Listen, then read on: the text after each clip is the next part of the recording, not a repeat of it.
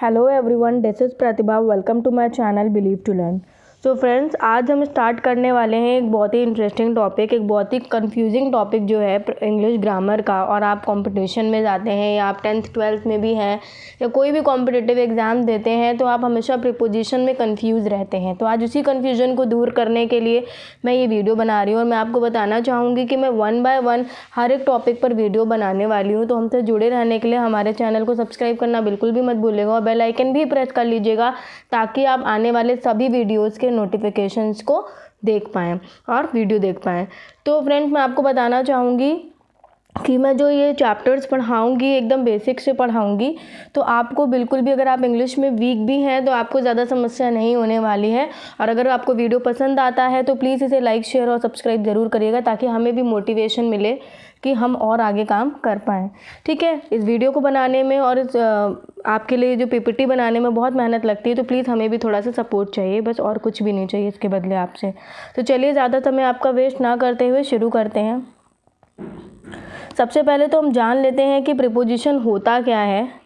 Basically preposition की अगर हम बात करें तो ये वो शब्द है, ये वो वर्ड है जो कि क्या करता है, रिलेशन शो करता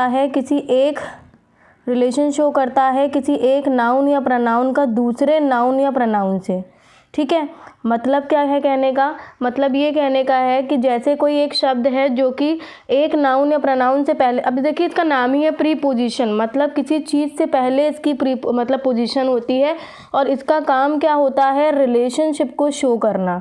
इसका काम होता है रिलेशन शो करना एक नाउन और प्रोनाउन से दूसरे नाउन या प्रोनाउन का किसी भी सेंटेंस में। अब आपको एग्जाम्पल से ज़्यादा अच्छे से समझ में आएगा।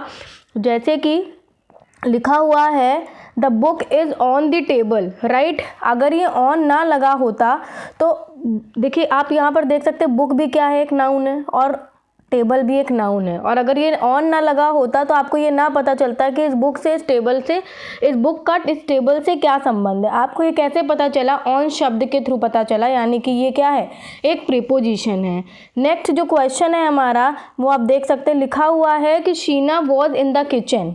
Sheena was in the kitchen. अब यहाँ पर शीना भी एक नाउन है और किचन भी एक नाउन है और इसका रिलेशनशिप शो हो रहा है इनके थ्रू, राइट।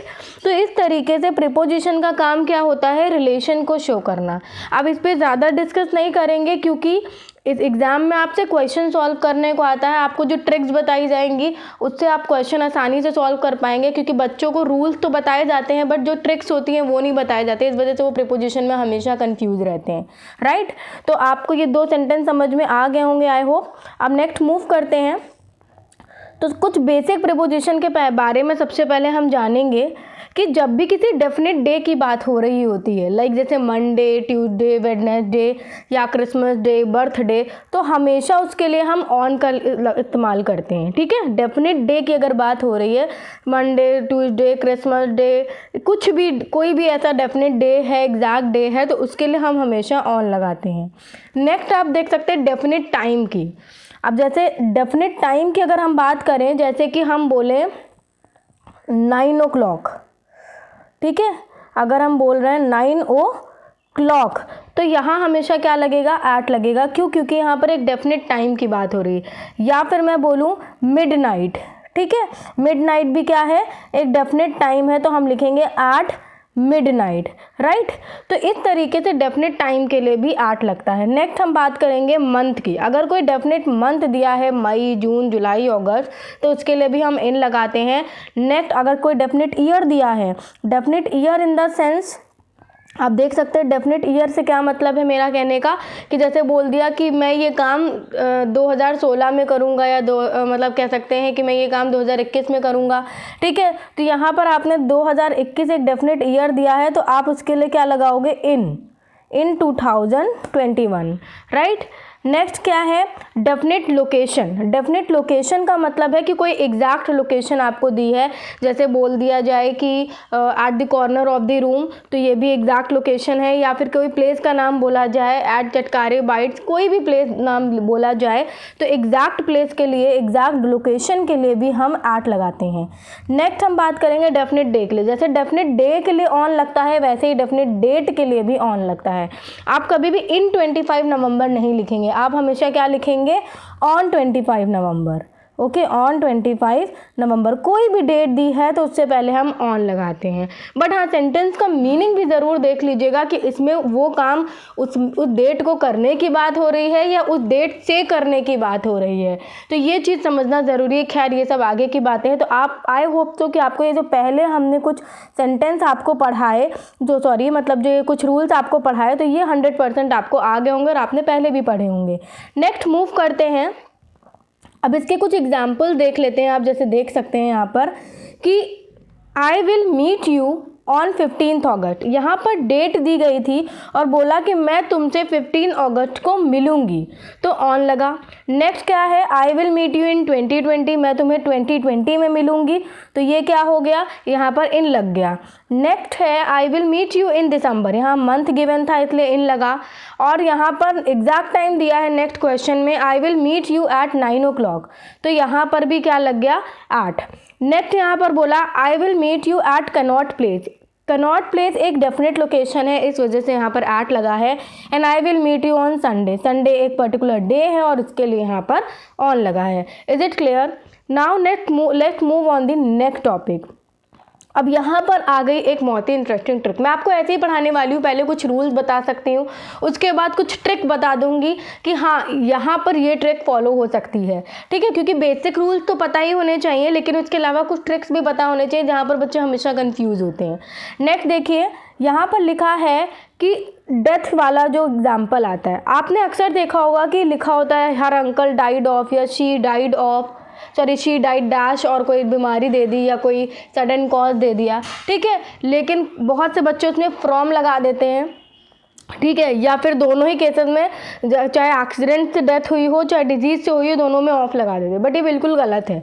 आपको ये चीज़ ध्यान रखनी होगी। यहाँ पर एक ट्रिक फॉलो होती है कि अगर डेथ जो है वो एक्सीडेंट से हो रही है तो उसके लिए हमेशा इन लगता है। जैसे कि यहाँ पर आप देख सकते हैं कि लिखा हुआ है हर uncle died in a road accident. तो रोड एक्सीडेंट एक सडन कॉज है, एक सडन एक्सीडेंट है जिसमें उनकी डेथ हुई है।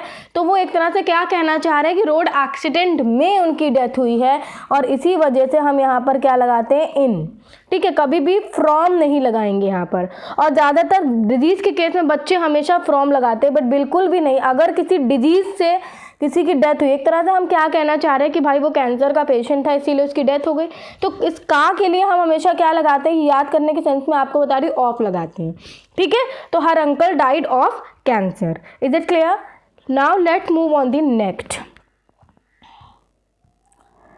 अब यहाँ पर एक और रूल आ गया, जहाँ पर आप देख सकते हैं कि for tools, instrument and weapons, मतलब किसी भी टूल के लिए, इंस्ट्रूमेंट के लिए, वेपन्स के लिए हम हमेशा क्या यूज़ करते हैं, विद यूज़ करते हैं।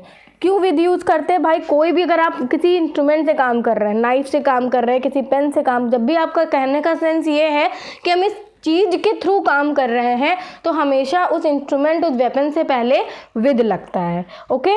और आपको मैं बताना चाहूँगी कि अगर कोई इंसान के द्वारा कोई काम किया जा रहा है तो बाय लगेगा, लेकिन अगर उस इंसान के द्वारा किसी चीज़ से काम किया जा रहा है तो उस चीज़ के लिए हमेशा क्या लगेगा, विद लगेगा। Is it clear? तो यहाँ पर आप एग्जाम्पल देख सकते हैं, जैसे कि लिखा हुआ है cut the Apple with a knife, cut the Apple dash a knife. तो यहाँ पर विद क्यों लगाया? क्योंकि नाइफ एक इंस्ट्रूमेंट है, एक वेपन है, उसके थ्रू वो एप्पल को काट रहा है, ठीक है। नेक्स्ट है she always writes with a pen, वो हमेशा किससे लिखती है, पेन से लिखती है। तो पेन से काम होता है ना, एक इंस्ट्रूमेंट से काम होता है, तो इसके लिए भी विद लगेगा। Next draw a circle with a compass, compass से वो सर्कल ड्रॉ करता है, तो यहाँ मतलब वो बता रहे हैं कि आप सर्कल को कंपास से ड्रॉ करिए, तो यहाँ पर विद लगेगा क्योंकि कंपास भी एक इंस्ट्रूमेंट हो गया।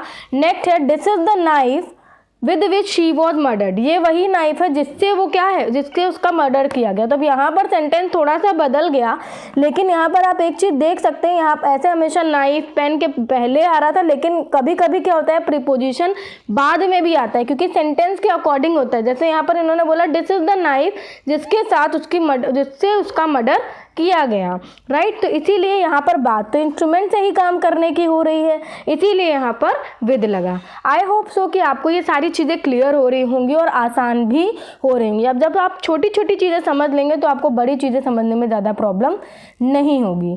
तो आज हम अब आपको बताएंगे अबव और ओवर के बारे में, और उसके बाद नेक्स्ट वीडियो में इसको हम डिटेल से डिस्कस करेंगे, क्योंकि अबव और ओवर में बच्चों को हमेशा कन्फ्यूजन होती है। और नेक्स्ट वीडियो में मैं आपसे अबव और ओवर बिलो के बारे में भी डिस्कस करूंगी। तो हमारे पार्ट 2 के लिए आप हमसे बिल्कुल जुड़े रहिएगा, ताकि आपको उसकी बहुत डीप नॉलेज हो जाए, जिसमें बच्चे हमेशा गलती करते हैं। बेसिक अगर हम अबव और ओवर की बात करें तो दोनों का ही मतलब क्या होता है, ऊपर, ठीक है। दोनों का ही मतलब होता है ऊपर की तरफ कोई चीज़ होना, ठीक है। दोनों का ही यही मतलब होता है। और अबव का क्या मतलब होता है, अबव का देखिए, अबव यहाँ पर क्यों यूज़ होता है किसी फिक्स्ड पोजीशन के लिए, और ओवर क्यों यूज़ होता है मोशन के लिए। आपने देखा कि दोनों का मतलब तो एक ही है, लेकिन यूज़ दोनों अलग अलग चीज़ों के लिए होते हैं। कुछ केसेस में दोनों ही यूज़ हो जाते हैं, लेकिन कुछ केसेस में आपको ध्यान रखना है कि अगर आप किसी कोई ऐसी चीज़ जो फिक्स्ड पोजीशन में है, ठीक है, जो एक फिक्स्ड पोजीशन में है, जिसकी पोजीशन बदल नहीं रही है, उसकी बात कर रहे हैं, तो आपको हमेशा वहाँ पर अबव यूज़ करना है, ठीक है। और अगर कोई चीज़ मोशन में है, जैसे आपके ऊपर से कोई चीज़ गुजर रही है तो वो मोशन में है, आपके ऊपर से कोई चीज़ गुजरती है तो वो मोशन में है, तो उसके लिए आपको ओवर का इस्तेमाल करना है। जैसे कि आप एग्जाम्पल में देख सकते हैं, there is a fan above my head, वहाँ पर एक फ़ैन है मेरे सर के ऊपर। तो फ़ैन ऐसा तो है नहीं कि बार बार अपनी लोकेशन बदल रहा है, नहीं ना, एक डेफिनेट लोकेशन उसकी दी गई है, ठीक है। और वो बोला गया है कि मेरे सर के ऊपर फ़ैन है, तो ये क्या हो गया, यहाँ पर क्या लगाएंगे, अबव लगाएंगे। क्यों हमने यहाँ पर अबव लगाया, क्योंकि ये एक फिक्स्ड पोजीशन में था। नेक्स्ट क्या है कि aeroplane flu over the building. Aeroplane क्या करता है, उसने एरोप्लेन ने क्या किया, वो बिल्डिंग के ऊपर से एक तरह से गुजरा, राइट। तो यहाँ पर गुजरा, ये क्या है, अगर वो फ्लाई किया तो इसका मतलब ही क्या है कि भाई मोशन की बात हो रही है, काम क्या है, मोशन में था। वो एरोप्लेन ऐसा नहीं कि वहीं रख दिया गया है, वहीं था, राइट। वो उसके सामने से, उसके ऊपर से क्या हुआ, गुजरा। तो ये कुछ सेंटेंस थे, ये कुछ प्रीपोजिशन थे। आई होप सो आपको अच्छे लगे होंगे।